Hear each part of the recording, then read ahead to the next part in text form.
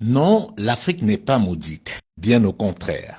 S'il faut reconnaître que certains pays africains inquiètent, il serait totalement contre-productif de mettre tout le monde dans le même panier. L'Afrique n'est pas un bloc monolithique comme par facilité on tend souvent à le faire croire.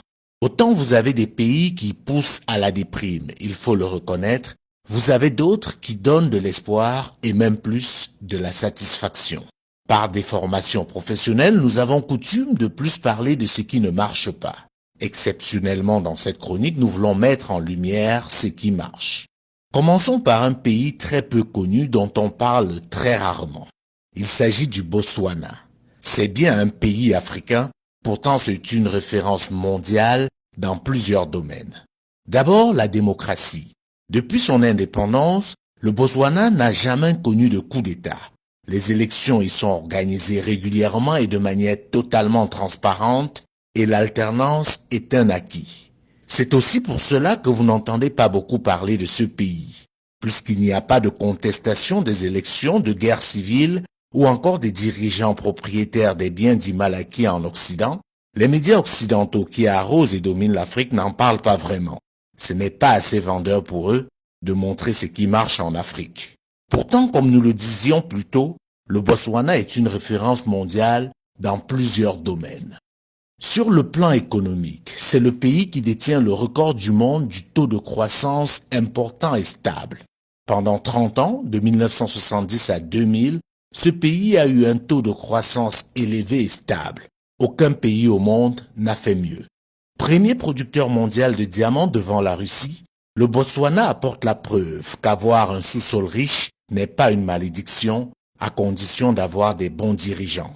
Pendant que le diamant a été source de malheur dans des pays comme la République centrafricaine, le Libéria, la Sierra Leone ou encore la République démocratique du Congo, il est la principale source de la prospérité au Botswana. Il constitue un tiers du produit intérieur brut de ce pays. L'exploitation du diamant profite en premier lieu au Botswanais. Le diamant du Botswana est aujourd'hui trié, taillé et vendu sur place. C'est le seul pays africain qui a réussi à imposer cela à ses partenaires. Ceci grâce au fait que le Botswana est également une référence mondiale en matière de gouvernance. C'est le pays le moins corrompu d'Afrique et par conséquent parmi les pays les moins corrompus du monde. Les premiers bénéficiaires de la vente du diamant du Botswana sont les Botswanais, car l'essentiel de cet argent est investi dans l'éducation et la formation. Le Botswana est l'un des pays au monde qui investit le plus dans l'éducation par habitant. Les étudiants botswanais reçoivent une bourse comprise entre 150 et 200 dollars par mois.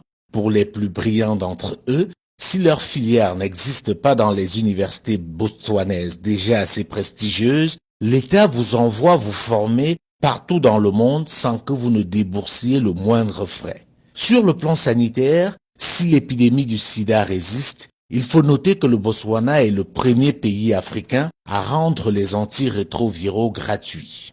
La principale raison du succès du Botswana, c'est le leadership. Ce pays a eu des dirigeants exceptionnels et d'un patriotisme agissant. Le premier d'entre eux, Seretse Khama, mérite qu'on le connaisse, qu'on parle plus de lui et qu'on lui donne le rôle de modèle. C'est lui qui a imposé sa vision à ses successeurs, qui se sont alignés, chacun essayant de faire mieux que son prédécesseur. Oui, le Botswana est un pays africain, ancienne colonie britannique et aujourd'hui véritable référence mondiale. À côté du Botswana, on peut parler des pays comme l'île Maurice, le Cap-Vert, l'Éthiopie. Oui, l'Éthiopie, vous ne rêvez pas. Ce pays qui il y a encore quelques années était la honte du continent, dévasté par la famine, est devenu, grâce à ses leaders, une référence en Afrique et dans le monde. Bien entendu, dans cette liste, nous ne pouvons pas oublier de citer le Rwanda. Ces pays ont en commun le fait d'avoir eu à leur tête, à un moment donné de leur histoire, des dirigeants éclairés et soucieux de l'intérêt général. Ils ont aussi en commun le fait d'avoir su briser le lien colonial. Non, l'Afrique n'est pas maudite. Certains pays sont juste mal gérés du fait des dirigeants incompétents, complexés et corrompus. Malheureusement, ils sont encore très nombreux et par conséquent ternissent l'image de tout un continent, poussant certains Africains à la fatalité.